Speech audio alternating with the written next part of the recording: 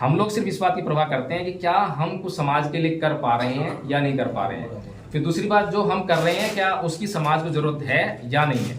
बस ये दो बातों की चर्चा करते हैं। इसके अलावा SC/ST एक्ट में किसी मनुवादी के खिलाफ जब मुकदमा दर्ज करा दिया तो क्या वो शांत हो गया? आपको इंस्टेंट रिलीफ मिला, जो भी आपके लिए रेमेडी है वो आपको मिल गई, लेकिन वो इंस्टेंट रिलीफ है, परमानेंट रिलीफ नहीं है। और बुद्ध किसी बात करते हैं, बुद्ध बात करते हैं परमानेंट रिलीफ की। आपको अगर याद हो तो अंगुलीमाल डाकू जो है उसको क्या करा बुद्ध ने?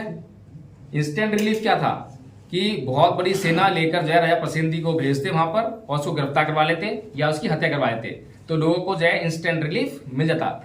लेकिन बुद्ध जानते थे कि ये जो है इंस्टेंट रिलीफ जो है परमानेंट रिलीफ पूर्ण है। बुद्ध का धर्म जो है कि हमें जन्म से लेकर मृत्यु तक सब कुछ खोल बताया है कि क्या चल रहा है, इस संसार का निर्माण कैसे हो रहा है, हमारा निर्माण कैसे हो रहा है, हमें हमारा उद्देश्य क्या है।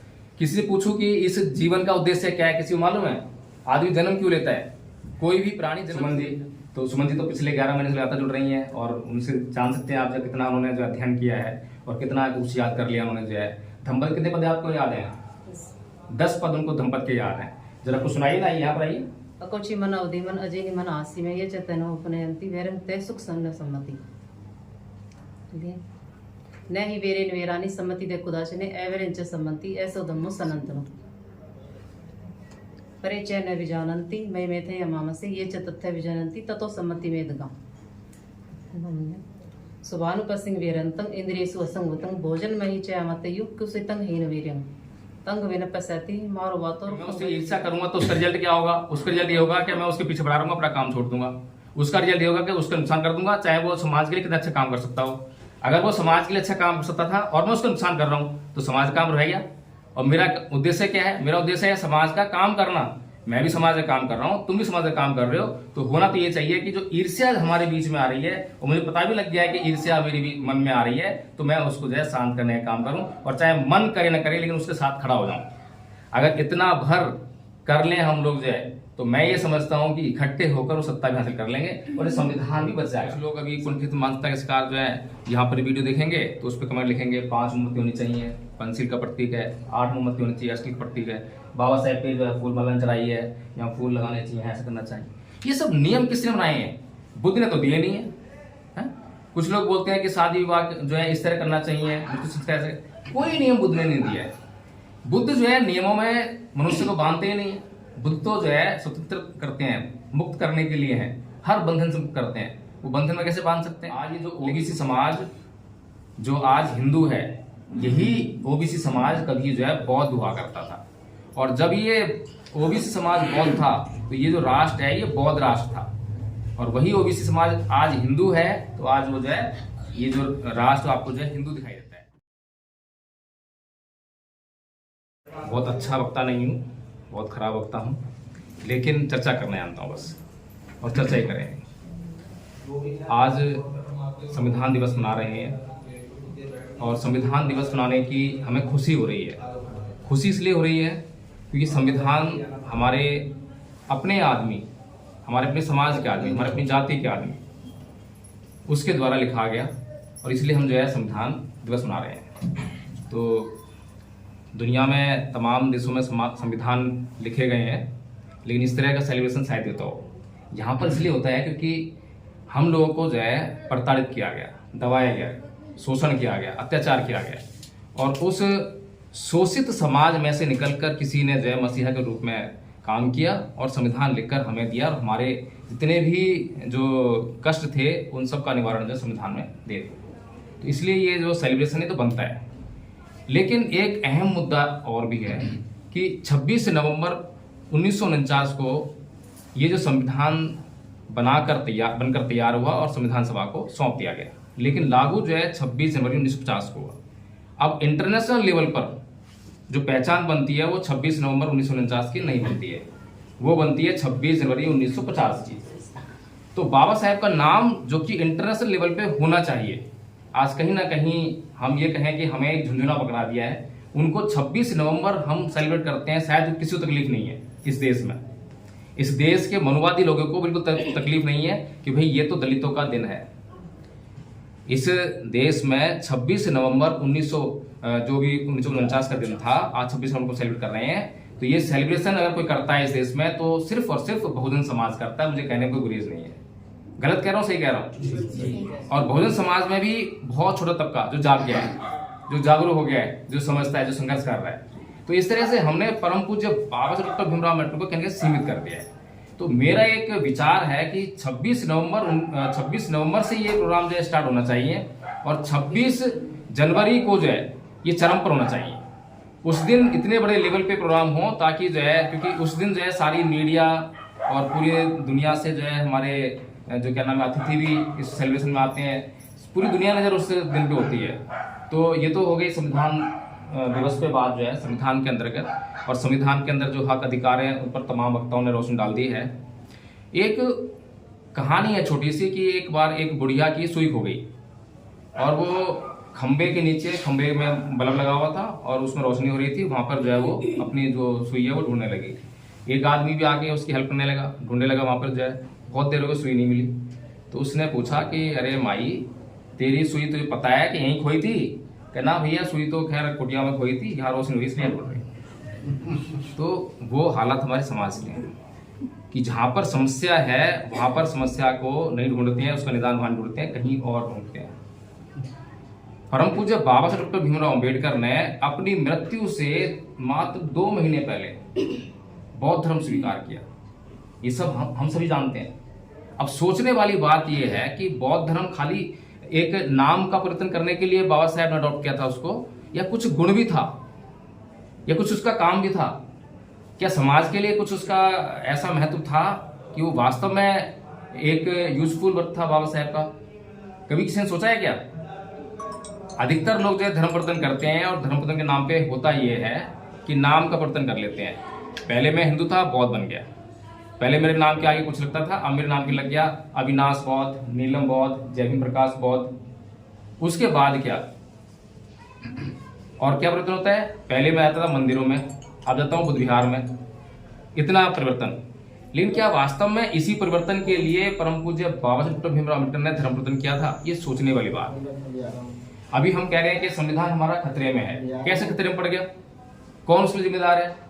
परम पूज्य बाबा साहब डॉक्टर भीमराव अम्बेडकर की राइटिंग एंड स्पीचेस की बात अभी दीपक राज जी कर रहे थे और उन्होंने साफ साफ कहा कि हमें पढ़ना चाहिए।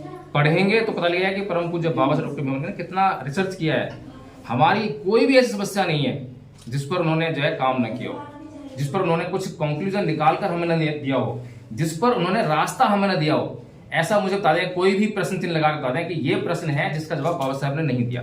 बताइए कोई भी यहाँ बैठे हुए आप लोगों में से कि कोई भी ऐसा प्रश्न उठाइए जिसका जवाब बाबा साहब ने ना दिया हो। चाहे आज आप संविधान रक्षा की बात कर रहे हैं, चाहे सत्ता में आने की बात कर रहे हैं, सब पे बात कर चुके हैं। लेकिन समस्या सिर्फ इतनी है कि हम वही जो बूढ़ी माई है उसकी तरह जो है सुई जो है वहां ढूंढ रहे हैं जहां रोशनी है, जहां खोई है वहां ढूंढ रहे है नहीं। तो अब 2 बातें हैं, एक तो संविधान चाहना है, दूसरा सत्ता में आना है। तो समस्या क्या है और समस्या का निदान क्या है? परम पूज्य बाबा साहब अम्बेडकर जो है अपनी राइटिंग एंड स्पीचेस, खास तौर से अगर आप पढ़ेंगे क्रांति प्रतिक्रांति, ये पुस्तक जिन साथी के पास होगी, जिन्होंने पढ़ी होगी उन्हें पता होगा उनको जो है, तो उसमें साफ साफ लिखते हैं कि इस देश में 2 संस्कृतियों के बीच में युद्ध चल रहा है, बहुत लंबा युद्ध है। वो 2 संस्कृति कौन सी है? एक है श्रमणवाद और एक है ब्राह्मणवाद। ब्राह्मणवाद जो कि शोषण और अत्याचार का प्रतीक, और उसने शोषण अत्याचार करके समाज में जो है इतना नुकसान कर रखा था, जिस नुकसान की भरपाई और उससे उबारने का काम जो है तथागत बुद्ध ने किया। अपने जो सिद्धांत उन्होंने जो इवोल्यूट किए थे उनको प्रचार प्रसार करके जो है, अब जो उन्होंने भरपाई की उसकी जो है जो नुकसान की और जो समाज में समानता स्थापित की, लोगों को जो है इतना आराम दे दिया, तो उसके बाद जो है वो क्रांति थी, वो जो है तथागत बुद्ध की क्रांति थी, जो उन्होंने काम किया, जो उस व्यवस्था को उलट दिया, जो असमानता थी उसको समानता में चेंज कर दिया, जहां पर जो शोषण अत्याचार था वहां उससे निजात दिला दी। तो उसके बाद जो है कुछ लंबे समय के बाद फिर उन शोषणकारी शक्तियों को मौका मिला और उन्होंने जो मौका पाकर जो है फिर प्रतिक्रांति की। अब प्रतिक्रांति के फलस्वरूप उसको जो है आज हम भुगत रहे हैं। तो अगर 2 संस्कृति के बीच में युद्ध है तो परम पूज्य बाबा अम्बेडकर कहते हैं कि हमें इस सांस्कृतिक युद्ध में विजेता होना पड़ेगा। जब तक हम इस सांस्कृतिक युद्ध में विजेता नहीं होते हैं तब तक हमारी जो समस्याएं हैं उनका निदान नहीं हो सकता। 1956 में धर्म परिवर्तन करने से पहले उन्होंने जब तमाम तरह का अध्ययन किया, जितने भी धर्म है उनका अध्ययन किया, बहुत सोचार किया और बचपन से ही उनके ऊपर बौद्ध धर्म का प्रभाव था, सिद्धांतों का प्रभाव था। लेकिन जब उन्होंने धर्म परिवर्तन किया तो उसके पीछे मेन वजह ये नहीं थी कि मुझे कुछ करना है, वो सब कुछ कर चुके थे। 1950 में संविधान लागू हो गया था और हिंदू कोड बिल भी उन्होंने लिया था, तमाम राइटिंग स्पीच उनकी कंप्लीट थी। इतना महानतम काम जो उन्होंने किए थे वो बिना धर्म परिवर्तन के ही किए थे। वो खुद बोधिसत्व थे। बुद्ध के धम्म के जो गुण थे वो उनके अंदर समाहित थे ऑलरेडी, और उनको वो अपने जीवन में जो है उस पर चलकर जो है उन्होंने इतने महानतम कार्य कर सके जो। तो परम पूज्य बाबा साहेब डॉक्टर भीम अम्बेडकर कहते हैं कि हमें सांस्कृतिक युद्ध में विजेता होना पड़ेगा। तो उसके मायने क्या है? आज अगर भारत की जनसंख्या का थोड़ा सा हम विवरण देखना चाहें तो उसमें जो बहुसंख्यक हैं वे कौन लोग हैं जिनके कारण आज यहाँ की सरकार जो है वो ये कहने के लिए तैयार हो गई है या कहने का साहस कर पा रही है कि आज संविधान को बदल देना चाहिए। फिर वो ये भी कहने साहस कर लेते हैं कि इस देश को हिंदू राष्ट्र घोषित कर देना चाहिए। ये दोनों बातें आपके बीच चल रही हैं। वो जनसंख्या जो है, जनसंख्या का बल जो है वो उनके पीछे कहीं ना कहीं है, जिसके आधार पर वो ये कहने की साहस जो कर पा रहे हैं। तो वो कौन सा बल है? हमारे पास जो है 85% और 15% का जो रेशो है वो साइमन और कंसर्न ने दिया, बहुजन समाज बनाने का दिया। तो उसमें जो है अभी जो 85% है इसमें कौन कौन शामिल है? SC, ST, OBC और माइनॉरिटीज। और बहुत बड़ा जो समाज है वो OBC समाज है। आज ये जो OBC समाज जो आज हिंदू है, यही OBC समाज कभी जो है बौद्ध हुआ करता था। और जब ये OBC समाज बौद्ध था तो ये जो राष्ट्र है ये बौद्ध राष्ट्र था। और वही OBC समाज आज हिंदू है तो आज वो जो है ये जो राष्ट्र आपको जो है हिंदू दिखाई देता है। और आज हिंदू राष्ट्र की संकल्पना को ये कहने का जो है साहस कर पाते हैं। तो कहने का मतलब सिर्फ इतना ही है कि हमें जिस बात की सख्त से सख्त जरूरत है, हमें जरूरत है सांस्कृतिक परिवर्तन की। धर्म परिवर्तन का मामला जो है सांस्कृतिक परिवर्तन होना चाहिए, ये हमने कभी समझने का प्रयास शायद ही किया हो। अभी जो हम लोग पहले हिंदू थे, हम सभी लगभग हिंदू रहे होंगे, तो हिंदू रहते हुए जो जो हमारे अंदर कमियां थी, चित्त में जो बीमारियां थी, क्या बौद्ध होने के बाद वो चित्त की जो बीमारियां हैं उनमें कुछ परिवर्तन हुआ या वैसी वैसी बनी हुई हैं? उदाहरण के लिए जब मैं हिंदू था तो मैं बहुत गुस्सा करता था, बहुत क्रोधी था। क्या बौद्ध बनने के बाद उसमें कुछ परिवर्तन आया? कुछ आया क्या? काम, क्रोध, मोह, लोभ, द्वेष, तृष्णा, ईर्ष्या से मैं जल रहा था, है? तमाम विकार मेरे भीतर थे हिंदू रहते हुए। क्या बौद्ध बनने के बाद मैंने उन विकारों पर काम करना शुरू किया? क्या नहीं शुरू किया। अगर मैं कुछ अपने चित्त में परिवर्तन कर ही नहीं रहा हूँ और मैं मंदिर की जगह बुद्ध विहार में जाके रोज धूप जमा रहा हूँ, रोज फूल चढ़ा रहा हूँ, फूल माला चढ़ा रहा हूँ, तमाम तरह के नियमों का पालन कर रहा हूँ, क्या फायदा उसका? अभी यहाँ पर जो है 4 मोमबत्ती लाई हुई है। कुछ लोग अभी कुंठित मानसिकता के शिकार जो है यहाँ पर वीडियो देखेंगे तो उस पर कमेंट लिखेंगे 5 मोमबत्ती होनी चाहिए, पंचशील का प्रतीक है, 8 मोमबत्ती होनी चाहिए, अष्टक प्रतीक है, बाबा साहेब पे जो है फूल माला चढ़ाई है, यहाँ फूल लगाने चाहिए, ऐसा करना चाहिए। ये सब नियम किसने बनाए हैं? बुद्ध ने तो दिए नहीं है।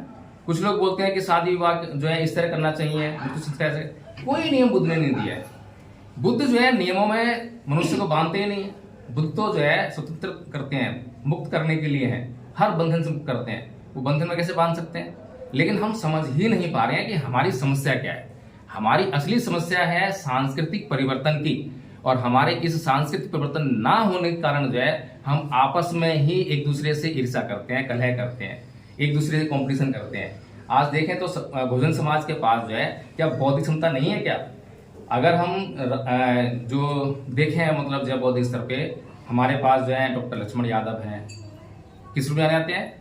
बहुत क्षमता है ना, प्रोफेसर है, PhD कर रखी है, रतन लाल जी है, और मतलब तमाम नाम गिने जाएं, ऋतु है, और क्या नाम है, इंदु चौधरी जी हैं, बहुत बड़े नाम गिने जा सकते हैं जो कि बौद्धिक स्तर उनका कम नहीं है। PhD की है तो बौद्धिक स्तर ऊंचा ही तो है। लेकिन समस्या क्या है? ये इकट्ठा क्यों नहीं हो पाते? अभी जंतर मंतर से आ रहे हैं हम लोग जो है, जंतर मंतर पर जो है अभिषेक जाटव जो एक अभियान चला रहा है, वो है कि इकट्ठा होने का, कि सारे नेताओं को इकट्ठा होना चाहिए। ये तो वही बात हुई कि भगवान बुद्ध ने जो है एक वो बताया कि धम्म क्या है, कि सब पापस्य अकरण कुशल सुपसमता सत्य प्रयोगपन एतम बुद्धा समासन, कि सभी प्रकार के पापों का न करना, सभी प्रकार के पुण्य कर्मों करना और अच्छे और बुरे कर्मों के बीच के भेद को जानने के लिए अच्छे और सच्चे चित्त का निर्माण करना, यही धर्म है। अब ये बात हम में से कौन नहीं जानता? सब जानते हैं पाप नहीं करना चाहिए। किसी बच्चे से पूछने बोले अच्छे काम करने चाहिए, बुरे नहीं करने चाहिए, वो भी ये बोल देगा। लेकिन समस्या ये है कि अच्छे काम करने के लिए चित्त का निर्माण कैसे हो। बुद्ध में और तमाम संतों में बड़ा फर्क है। गुरु नानक देव, कबीर देव, कबीर साहब, रवि क्या नाम है, बहुत सारे संत आए। सभी संतों ने हमें जो है अच्छी अच्छी बातें बताई। बोले कि भाई आपको जो है नशा पान नहीं करना चाहिए, चोरी नहीं करनी चाहिए, झूठ नहीं बोलनी चाहिए। पंसील करते ना हम, जो है पंसील में भी करा हमने, यही बोला है। लेकिन इसका आचरण हम कर पाए, वो मानसिक स्थिति को कैसे तैयार करें। ये जो सारे नेता जो हमारे आकर जो है मंच पर आते हैं और हमारा दुख रोते हैं कि बहुजन समाज का सबसे बड़ा हितैषी मैं ही हूँ, मुझसे बड़ा हितैषी कोई नहीं है, लेकिन तुम भी हितैषी हो, वो भी हितैषी है, वो भी हितैषी है, तुम भाई फिर सत्ता से दूर कैसे हो? है?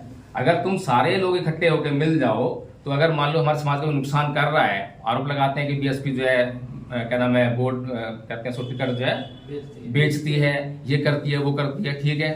तुमने दूसरा बनाया कोई प्लेटफॉर्म जो है, तुम्हारे प्लेटफॉर्म दूसरा नहीं बना, तुम्हारे कई प्लेटफॉर्म बन गए, तुम्हारा अलग है, तुम्हारा अलग है, तुम्हारा अलग है। तो तुम्हारे प्लेटफॉर्म अलग क्यों है, इकट्ठे क्यों नहीं हो पा रहे हो? कारण वही है कि तुम लोगों ने जो है अब तक बाबा साहेब डॉक्टर भीमराव अम्बेडकर पढ़ाई नहीं है, बुद्ध धर्म की तरफ तुम्हारा ध्यान ही नहीं गया है। कोई जो है अपने आप को सिख कहता है, कोई मुसलमान कहता है, कुछ भी कहिए, लेकिन कम से कम बौद्ध धर्म के जो गुण हैं, बुद्ध ने कभी किसी को बौद्ध बनने तो कहा नहीं है। कभी किसी ने सुना है कि बुद्ध ने किसी को बौद्ध बनाया हो? बुद्ध ने कभी किसी को बौद्ध नहीं बनाया। बौद्ध होना मतलब एक समुदाय को इकट्ठा कर देना। जैसे ही समुदाय बनेगा, दूसरा समुदाय जो उसके हित हैं, ये समुदाय के हित हैं, आपस में टकराव होगा। बुद्ध ने तो केवल यही कहा है कि अपने चित्त में अगर कुछ विकार हैं तो उनको निकाल बाहर करो, उनको शुद्ध करो। चित्त की शुद्धि ही आपकी मुक्ति का मार्ग है, इतना भर कहा है। अब बताइए इस बात को किस पे लागू करें, किस पे ना लागू करें? मुसलमानों को छोड़ दें, सिख को छोड़ दें, ईसाई को छोड़ दें, कोई छोड़ा जाता है क्या? बताओ, किसी जरूरत नहीं है। बुद्ध का धम्म एकमात्र ऐसा धम्म है जो सार्वजनीन है, सर्वकालिक है, सार्वभौमिक है, वो किसी में भेद नहीं करता। तो अब हमारे समाज के जो नेतृत्व करने वाले लोग हैं, जो मंच माइक लेकर जो बड़े बड़े भाषण देने वाले लोग हैं, क्या उनको ये बात समझ आती है? क्या जब उनके भीतर दूसरे नेता के प्रति ईर्ष्या होती होगी? अब हम यहाँ बैठे हुए हैं, हमारे भीतर भी कभी भी जब जो है ये जो विकार होते हैं, काम, क्रोध, मोह, लोभ, द्वेष, तो कभी भी पैदा होती होगी, तो हमें क्या पता नहीं लगता क्या कि मुझे अब इससे ईर्ष्या हो रही है? मालूम पड़ता नहीं पड़ता? जब मुझे ईर्ष्या हो रही है, मुझे मालूम पड़ गया, तब तो मैं उस पर काम कर लूं कि मैं उससे ईर्ष्या करूंगा तो उसका रिजल्ट क्या होगा? उसका रिजल्ट ये होगा कि मैं उसके पीछे बढ़ा रहूंगा, अपना काम छोड़ दूंगा। उसका रिजल्ट ये होगा कि उसका नुकसान कर दूंगा, चाहे वो समाज के लिए कितना अच्छा काम कर सकता हो। अगर वो समाज के लिए अच्छा काम कर सकता था और मैं उसका नुकसान कर रहा हूं तो समाज का काम रह गया। और मेरा उद्देश्य क्या है? मेरा उद्देश्य है समाज का काम करना। मैं भी समाज का काम कर रहा हूं, तुम भी समाज का काम कर रहे हो। तो होना तो ये चाहिए कि जो ईर्ष्या हमारे बीच में आ रही है, और मुझे पता भी लग गया है कि ईर्ष्या मेरे भी मन में आ रही है, तो मैं उसको जो है शांत करने का काम करूं, और चाहे मन करे ना करे लेकिन उसके साथ खड़ा हो जाऊं। अगर इतना भर कर लें हम लोग जो है, तो मैं ये समझता हूं कि इकट्ठे होकर वो सत्ता भी हासिल कर लेंगे और संविधान भी बच जाएगा। संविधान बचाना इतना आसान था, लेकिन आज हमने संविधान बचाना इतना मुश्किल कर दिया है कि 18 अप्रैल का जो आंदोलन, 18 का उसका 2 अप्रैल का 2 अप्रैल का जो आंदोलन हमें करना पड़ा, रोड को उतर कर, इतनी हिंसा हमें करनी पड़ी, इतनी हिंसा हमें झेलनी पड़ी, वो सब जो है हमारी क्या कहते हैं उसको जो है कि नहीं, हमारी जो है बदअकली के कारण हुआ कि हमने जो थोड़ा दिमाग लगाया नहीं। बाबा साहब डॉक्टर भीमराव अम्बेडकर ने संविधान के माध्यम से, चाहे कोई आदमी अनपढ़ है चाहे पढ़ा लिखा है, सबको जो है प्राइम मिनिस्टर बनने का अधिकार दिया है ना सबको जो है। लेकिन हमने उस वोट का अधिकार जो है उसका इस्तेमाल करने की भी सोची नहीं कि हम कैसे करें और कैसे करवाएं समाज से जो है, इस पर कोई फोकस नहीं है। अभी एक चीज देखें कि हमारे समाज का जो पढ़ा लिखा वर्ग है, जिसने नौकरी प्राप्त कर ली है, कोई IAS है, कोई IPS है, बड़े बड़े अधिकारी जो है, उनकी टेंडेंसी क्या चलती है कि पूरी जिंदगी जो है मैं नौकरी करूं, उसकी नौकरी के पूरे मजे लिया, उस पर रिटायरमेंट होने के बाद जो मैं समाज में निकलूं, फिर जो है MLA MP बनने का लिए मैं चुनाव लड़ूं। ये टेंडेंसी बहुत से लोग पार्टी बना के काम करते हैं। होना क्या चाहिए? होना ये चाहिए कि ये बुद्धिजीवी वर्ग है, इस बुद्धिजीवी वर्ग को जो है, इस जो समाज में जो क्या नाम है बेरोजगार युवा हैं, अपनी जो शक्ति को जो है वैसी वेस्ट कर रहे हैं, उनको इकट्ठा करके, उनको ट्रेंड करके उनको नेता बनाए। अगर उनको नेता बनाने का काम करे और उनको चुनाव लड़वाए तो उससे शक्ति पैदा होगी। भाई एमएलए एमपी तुम बनो लोकसभा में, और क्या नाम है विधानसभा में तुम लोग जाओ, तुम्हें चुनाव लड़ाएंगे, तुम्हें पैसा लगाएंगे तुम्हारे पीछे, और तुम्हें जो हमारी सारी जितनी भी हमारी कैपेबिलिटी है सब तुम्हारे पीछे लगाएंगे। जब कोई भी विधानसभा में आप एमएलए जिताकर भेजते हो तो वहां पर जो है आपको एक ताकत मिलती है। केजरीवाल ने यहाँ पर सरकार बनाई दिल्ली में, तो 2 राज्यसभा में एमपी भेजने की ताकत मिली, उसको मिली ना, डायरेक्ट भर्ती थी वो जो है। वो कोई चुनाव लड़के तो नहीं गए, वो चुनाव लड़के नहीं गए ना। तो ऐसी शक्ति जो है, जब भी आप विधायक बनाओगे, जब भी आप लोकसभा में लोगों को जिताकर भेजोगे तो आपको भी वो शक्ति मिलेगी। तब वहां पर बुद्धिजीवी वर्ग का काम है, विधान परिषद में काम है, राज्यसभा में काम है, यहाँ पर बुद्धिजीवी वर्ग का काम है। तो यही बुद्धिजीवी वर्ग थोड़ा सा अगर पेशेंस रखे और यही जो मैं बात कर रहा हूँ बुद्ध के धर्म को मानने की, अच्छी तरह से मानने की, इस पर चलने की, अगर ये काम कर ले, अपने भीतर से कॉम्पिटिशन निकाल दे, ईर्ष्या निकाल दे, जलन निकाल दे, और आपस में जो है इकट्ठा होने के लिए संघ का निर्माण कर ले, संघ के नियम तय कर ले, संघ के काम तय कर ले, तो यही जो बुद्धिजीवी वर्ग है बहुत बड़े पैमाने पर जो है जब समाज को जोड़ने का काम करे और समाज का फिर विश्वास आएगा। आज समाज में ये प्लेटफॉर्म लेके जा रहा है, कोई ये पार्टी लेके जा रहा है, अब समाज क्या करे? किसी को चंद्रशेखर लग रहा है अच्छा, किसी को मायावती से लड़ रही है, किसी को रतनलाल, किसी को लक्ष्मण यादव। अब किसको वोट करे समाज? और सबको अगर मान लो बांट दें वोटों जो है तो समाज क्या जीत पाएगा? क्या 85% बन पाएगा? क्या बहुजन समाज बन पाएगा? हम लोगों के पास जो है इतनी बड़ी ताकत है, इतनी बड़ी शक्ति है। काय की शक्ति है? बाबा साहेब संविधान शक्ति है। काय की शक्ति है? बुद्ध के धम्म की शक्ति है? हमारा चित्त जो शुद्ध होना चाहिए, लेकिन हमारा ही चित्त जो है विकृत है। जबकि जिसको हम दुश्मन कह रहे हैं वो अपने चित्त को हमेशा जो शुद्ध रखता है। आप आरएसएस को देखिए, आरएसएस से पहले क्या काम करती है? जो भी उसके अंदर आते हैं, भर्ती लेते हैं, 3 साल का कोर्स मेरे ख्याल से उनका होता है, प्रथम वर्ष का, द्वितीय वर्ष का, तृतीय वर्ष का, 3 वर्ष की ट्रेनिंग देते हैं। और क्या सिखाते हैं उसमें कि सबसे पहले इसको जो मंच माइक की जो प्रलोभन होता है वो इसके अंदर निकालना है, ये जो साधारण कार्यकर्ता बनाना है। बड़े से बड़े नेता होगा, बड़ा करोड़पति होगा, जो भी आएगा पहले उसको जो है साधारण बनाना है। साधारण बनना जब सीख जाएगा तब वो अच्छा बोलना और अच्छा काम करना सीख जाएगा, डेडिकेट हो जाएगा समाज के प्रति। जब डेडिकेट हो जाएगा और उसको उद्देश्य पता लग जाएगा तो फिर वो पीछे मुड़कर नहीं देखेगा। तो हम लोग, मैं ये समझता हूँ कि हम लोगों को जो है, जो हमारे आदरणीय नेतागण हैं, उनको ये सब बातें समझाने का काम करने का मौका मिले। लेकिन हम लोग जो है, क्योंकि इतना हमारे पास औधा नहीं है कि हम लोग उनसे बातचीत कर पाएँ, उनको ये सब समझा पाएँ। हमारी इतनी औकात नहीं कि हम मायावती को भी समझा पाएँ, है क्या हमारी कोई? हम उनसे बात नहीं करते, तो हम क्या करें? तो हम लोगों ने जो है अपना एक धम्मपथ ट्रस्ट शुरू किया। पिछले 11 महीने में जो है हमने बहुत से लोगों को ट्रेन करने का प्रयास किया, और जो लोग कभी कुछ बोलना भी नहीं जानते थे ढंग से जो है, तो उन्होंने जो है पाली में बहुत सारा लिटरेचर याद किया।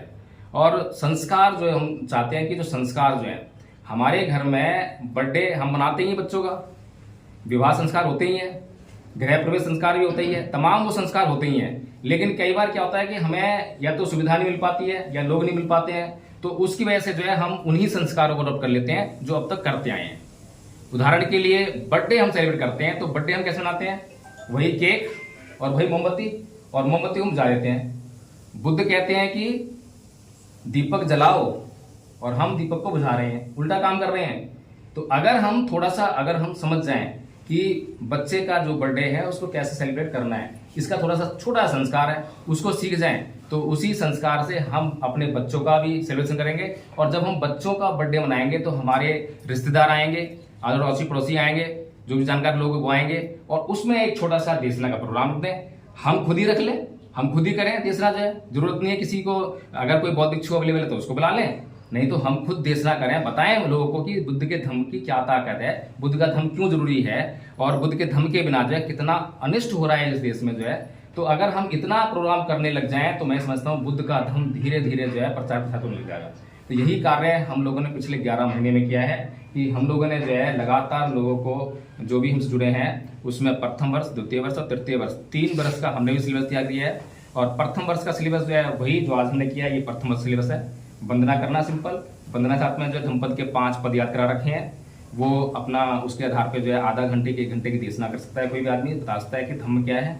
उसके बाद जो है जो द्वितीय वर्ष का जो कोर्स है वो संस्कार का है, यानी कि जितने भी हमारे जीवन संस्कार होते हैं उनको जो है हम जान जाएं कि कैसे उनको करवाना है। तो हमारे पास संस्कारकर्ता पैदा हो जाएंगे। फिर तीसरे वर्ष का जो कोर्स है उसमें जो है बुद्ध के धम्म के जो गूढ़ तत्व हैं, जो सिद्धांत हैं, उनकी जानकारी हासिल करना, उनका अध्ययन करना। ये इस तरह से 3 वर्ष का जो हमने कोर्स जो है तैयार किया है। तो इसीलिए जो है अभी हमारे बीच में जो है 2 साथी आप हैं, सोनू जी हैं और आप हैं सुमन जी। तो सुमन जी तो पिछले 11 महीने से लगातार जुड़ रही हैं और उनसे जान सकते हैं आप जो कितना उन्होंने जो अध्ययन किया है और कितना कुछ याद कर लिया उन्होंने जो है। धम्पद कितने पद आपको याद है? 10 पद उनको धम्पद के याद हैं। जरा कुछ सुनाइए ना, यहाँ पर आइए।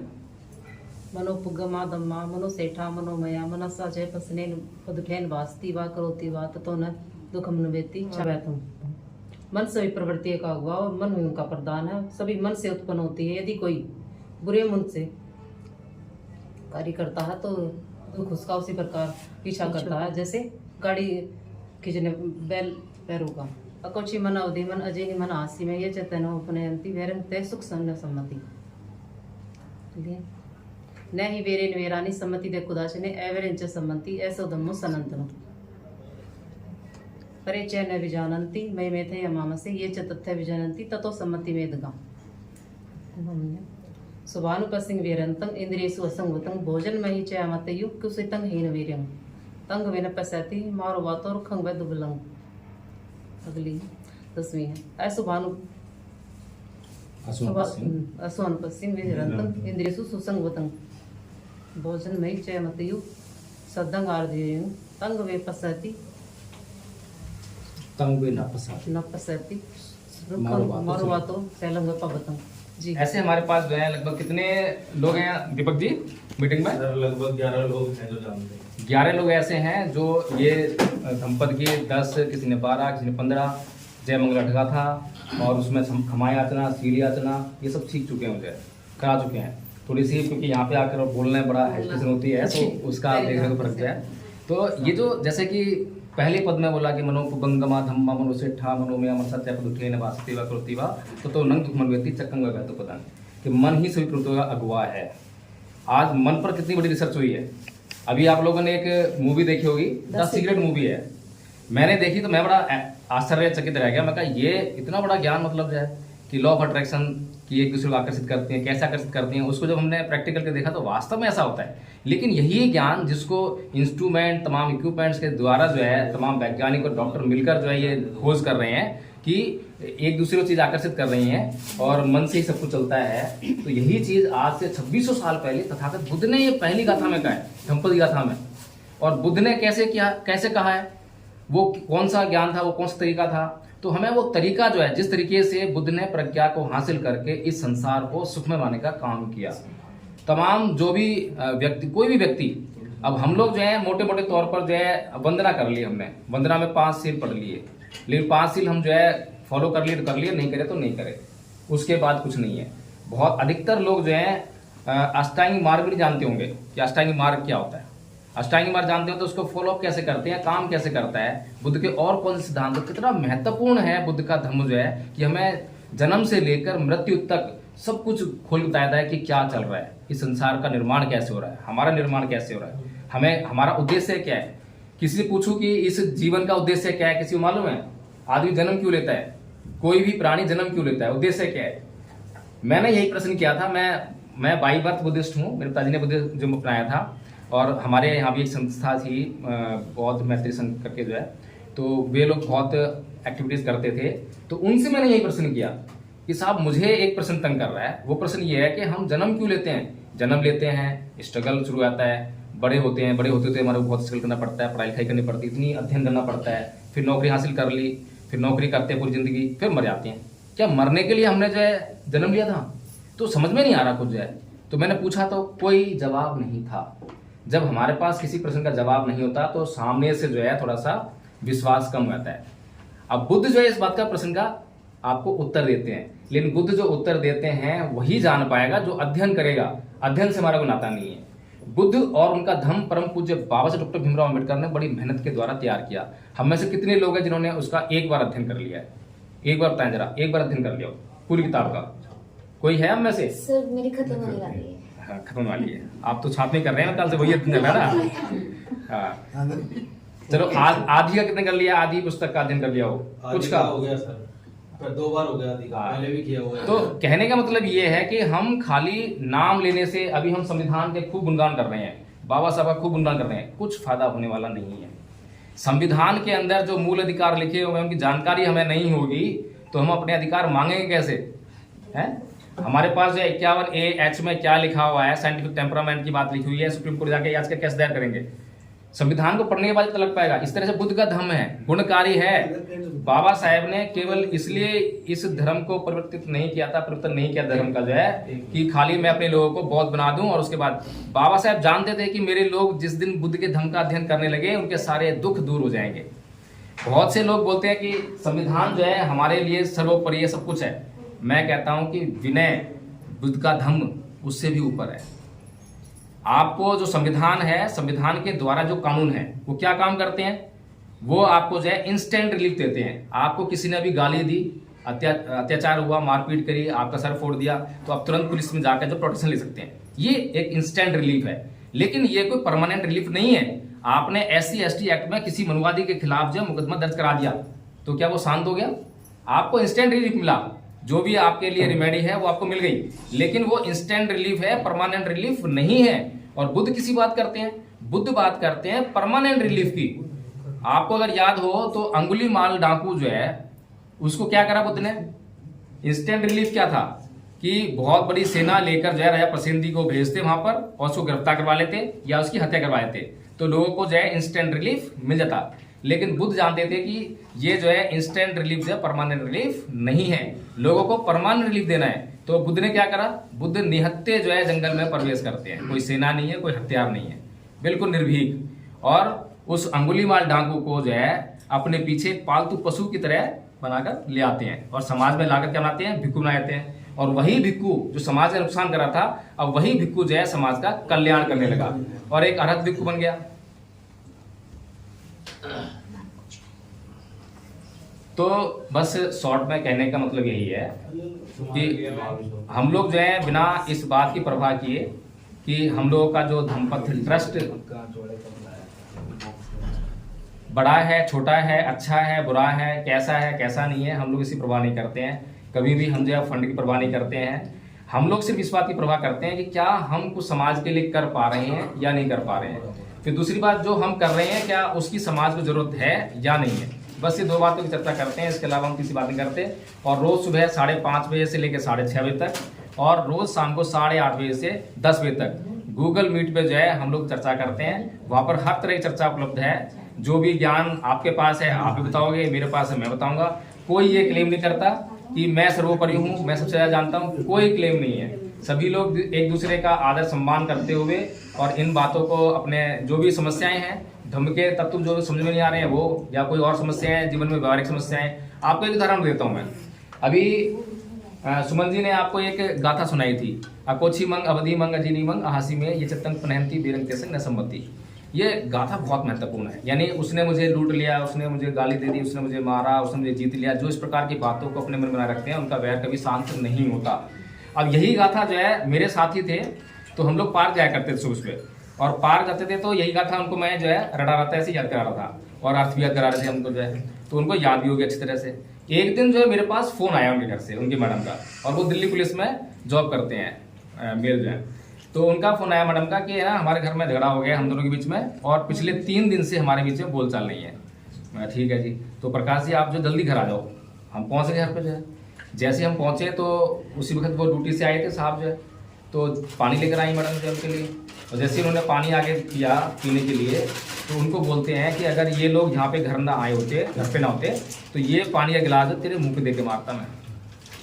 फिर मैंने जो है उनसे सिर्फ छोटी सी बात पूछी कि आप मुझे ये बताइए कि हम रोज सुबह जो है पार्क में एक गाथा याद करते हैं, उस गाथा का मतलब क्या है। मैंने कुछ नहीं बोला, बस इतना ही बोला, यही वाली गाथा थी, इसका मतलब पूछा गाली, तो वो मुस्कुरा दिए, और मुस्कुराकर उसी टाइम जो है सारा गुस्सा छूट। अब गुस्सा किस लिए आ रहा था? क्योंकि आदमी बेहोशी में जी रहा था, पता ही नहीं है गुस्सा क्यों कर रहा है, पता ही नहीं क्या कर रहा है, क्या हो रहा है। हमारे जीवन में इतना कुछ हो रहा है हमें पता ही नहीं है। हम विपස්සना करते हैं, विपස්සना में यही सब सीखने का काम करते हैं कि हम अपने जीवन में जागरूक रह के अपने जीवन को जी सकें, और जितने भी चित्त में विकार हैं उनको समझ सकें, जान सकें, और उनको दूर करने का धीरे धीरे प्रयास करें। बस एक ये प्रयास है। तो इन्हीं सब बातों के साथ में अपनी बात समाप्त करता हूँ।